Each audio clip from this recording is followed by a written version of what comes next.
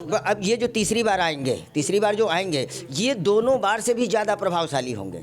और जब मन को आप स्थिर कर लेंगे तो आप अपने लक्ष्य को प्राप्त कर लेंगे, इसमें कोई संदेह नहीं। देश में लोकसभा चुनाव के लिए अब 3 महीने से भी कम समय बचा है। फरवरी या मार्च में कभी भी देश में आम चुनाव की घोषणा हो सकती है। इसी बीच लखनऊ के मशहूर मंदिर चारों धाम के महंत सियाराम अवस्थी ने भविष्यवाणी की है कि 2024 के लोकसभा चुनाव में देश के वर्तमान प्रधानमंत्री तीसरी बार पीएम बनेंगे, यानी तीसरी बार प्रधानमंत्री नरेंद्र मोदी पीएम की कुर्सी पर बैठेंगे। इस बार वह पिछले 2 बार से ज्यादा प्रभावशाली होंगे और बड़ी बहुमत से जीतेंगे। यह भविष्यवाणी महंत जी ने ग्रह नक्षत्रों के आधार पर की है। ज्योतिषी गणना के अनुसार फरवरी महीने में कई ग्रह गोचर कर रहे हैं।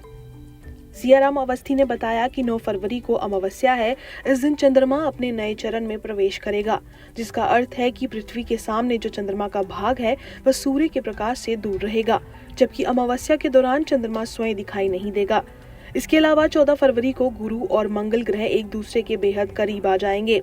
25 फरवरी को लगभग रात में 11:35 पर गुरु और चंद्रमा एक दूसरे के 3 डिग्री के भीतर से गुजरते हुए बेहद करीब आएंगे। ये जो खगोलीय घटना आप देख रहे हैं या आने को है, ये भारतवर्ष के लिए बहुत ही अलौकिक और दुर्लभ है। और भगवान का मंदिर आपने देखा बनी गया है। परस्पर जहाँ सुमति तहाँ संपत्ति नाना, जहाँ सुमति तहाँ संपत्ति नाना। भगवान रामचंद्र जी के आ जाने से एक बहुत बड़ा फर्क पड़ा है। और ये जितने भी ग्रह हैं, ग्रह रूपी शुक्र है, मंगल है, आपका गुरु है, ये सब एक पास आने से आपस में पारस्परिक प्रेम की बढ़ोतरी होगी दिन प्रतिदिन। 2024 जो आएगा, इसमें आकाशीय जितनी भी खगोलीय घटना घटेंगी वो सब मानव जीवन पे प्रभाव डालेंगी पारस्परिक प्रेम का, ना कि कोई ऐसी दुर्घटना का।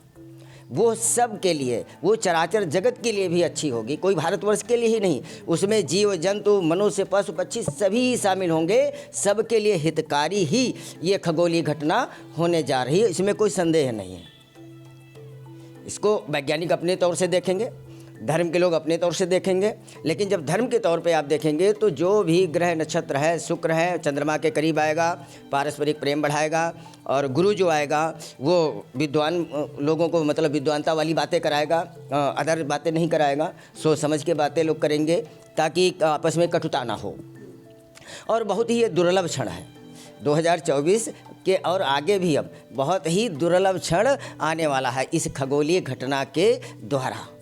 हाँ, जिसका चराचर जगत में, भारतवर्ष में तो ही है, पूरे चराचर जगत में प्रभाव उसका पड़ने वाला है, अच्छाई वाला। जैसे भी आपने देखा बताया कि आपने पूरा इसमें गणना की तो पाया यही कि प्यार बढ़ेगा। हाँ, बिल्कुल निश्चित तौर पे बढ़ेगा। ऐसी कोई घटना नहीं घटेगी जिससे आपस में मानव जीवन को कष्ट पहुँचे, चाहे वो देश का हो, विदेश का तो नहीं कह सकते क्योंकि वहाँ पर क्या स्थिति है। लेकिन अपने भारतवर्ष का जो ये है, सनातन धर्म के अनुसार जो ये ग्रह नक्षत्र हैं, उसके अंतर्गत प्रेम ही प्रेम बढ़ने वाला है इन खगोलीय घटनाओं के द्वारा। हमारे वैज्ञानिक जितना रिसर्च कर रहे हैं उन सबको भी साधुवाद, जो ये सब करके दिखा रहे हैं भारतवर्ष को, वो अच्छाई की तरफ जाने वाला है, इसमें कोई संदेह नहीं।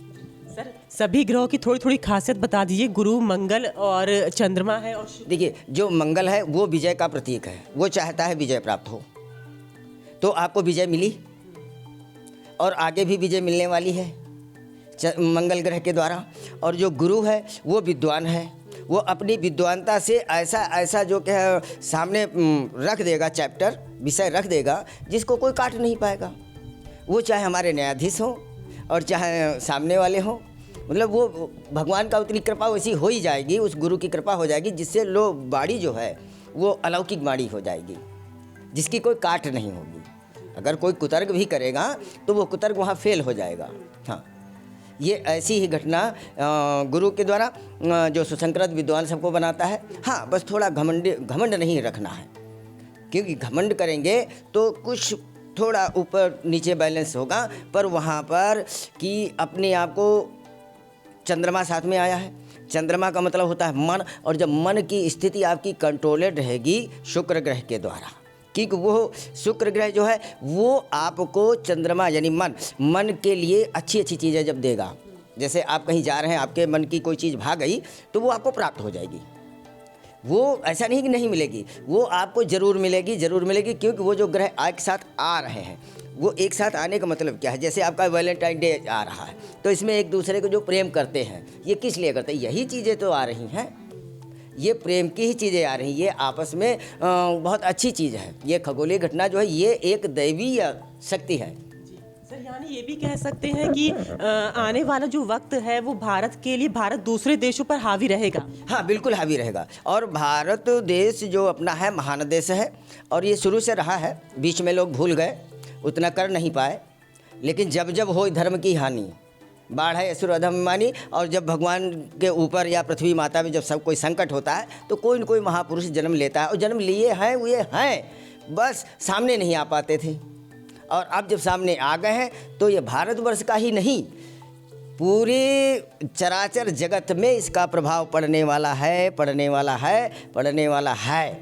यानी देश के प्रधानमंत्री नरेंद्र मोदी इस साल भी हावी रहेंगे सभी देशों पे और हमारे देश का विकास होगा। अब ये जो तीसरी बार आएंगे, तीसरी बार जो आएंगे, ये दोनों बार से भी ज़्यादा प्रभावशाली होंगे। अच्छा, यानी आपने मतलब ये कह दिया कि कंफर्म है, आ सकते हैं? कन्फर्म, बिल्कुल, वो तो वहाँ कोई संदेह नहीं।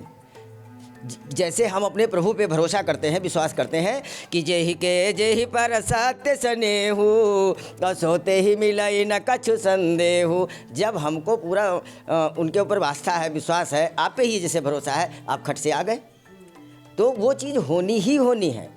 यानी नरेंद्र मोदी जी इस साल भी जो प्रधानमंत्री लोकसभा चुनाव में जीतेंगे और बहुमत से आएंगे। और आपको मैं बताऊँ, राम जी की स्थापना हो गई, प्राण प्रतिष्ठा हो गई, राम जी अपने दरबार में आ गए, और जब दरबार में आ गए तो वहाँ भरत भैया भी आ गए।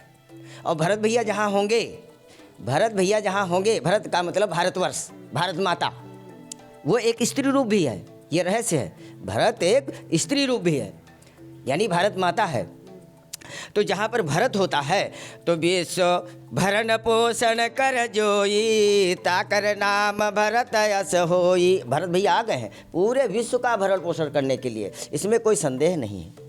और साथ में आपके शत्रुघ्न भैया भी आए हैं, और शत्रुघ्न भैया जहाँ आ जाते हैं, तो जितने भी दुश्मन होते हैं, जितने भी शत्रु होते हैं, वो सब पलायन कर जाते हैं। पलायन कैसे करेंगे? जब हम उनका नाम लेंगे, जब हम उनके नाम का संबोधन करेंगे, तो जितने भी शत्रु हैं, चाहे वो रोग रूपी हो, चाहे वो मतलब ऐसे दूसरी कंट्री के रूप में हो, वो सब पलायन कर जाएंगे।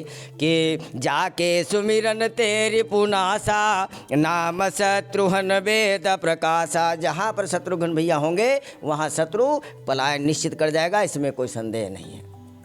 आप सबकी जो राम राज्य की जो कल्पना है, ये खगोलीय घटना जो हो रही है या होगी, ये उसी के ही आधार पे आ रही है, इसमें कोई संदेह नहीं। इसीलिए सूर्य भगवान आपके ब्रह्मांड को पूरा कंट्रोल करते हैं, गुरु भगवान पूरा जीवन यापन करने के लिए व्यवस्था करते हैं, और जो चंद्रमा है वो मन को अपने स्थिर रखता है। और जब मन को स्थिर रखता है, क्योंकि मन तो होता है चंचल, और जब मन को आप स्थिर कर लेंगे, तो आप अपने लक्ष्य को प्राप्त कर लेंगे, इसमें कोई संदेह नहीं। और प्राप्त होता हुआ आया है अब तक। जिन जिन ने अपने को कंट्रोल किया है, जैसे ऋषि मुनि हैं, वो क्या अपने मन को ही तो कंट्रोल करते हैं, अपनी इंद्रियों को कंट्रोल करते हैं। और जब इंद्रियों को कंट्रोल कर लिया जाता है, तो वो जितेंद्रिय हो जाता है, चीज़ों को जीत लेता है।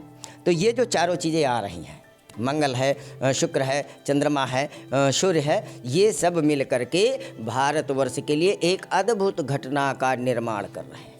लोकल 18 के लिए लखनऊ से अंजलि सिंह राजपूत की रिपोर्ट।